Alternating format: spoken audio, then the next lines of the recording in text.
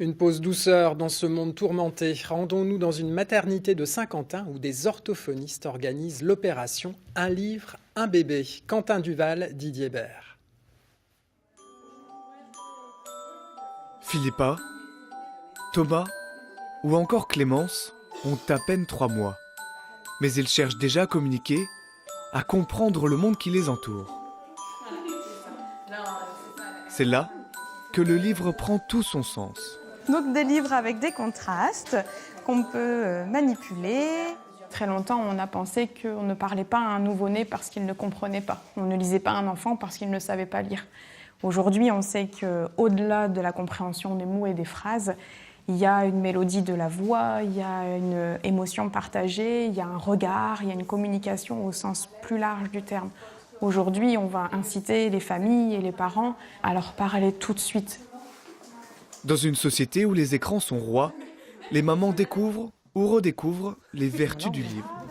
L'étoile qui est en relief. Je ne savais pas que déjà à 1 mois ou 2, on pouvait déjà offrir des livres à son enfant. J'ai pris un livre un peu matelassé, donc pour qu'elle puisse l'avoir au toucher, comme ça, vu qu'elle commence déjà à attraper les choses en main, que ça soit un peu plus intéressant pour elle.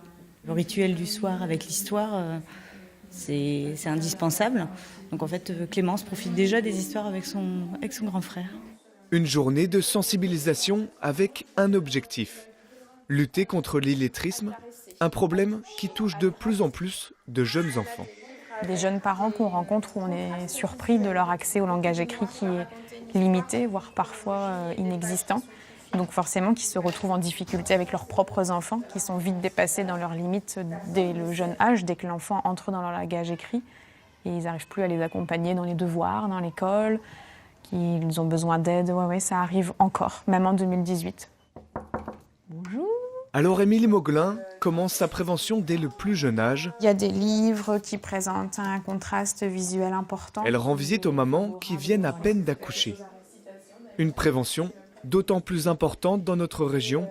D'après la dernière étude de l'INSEE, l'illettrisme concerne près de 13% de la population adulte en Picardie.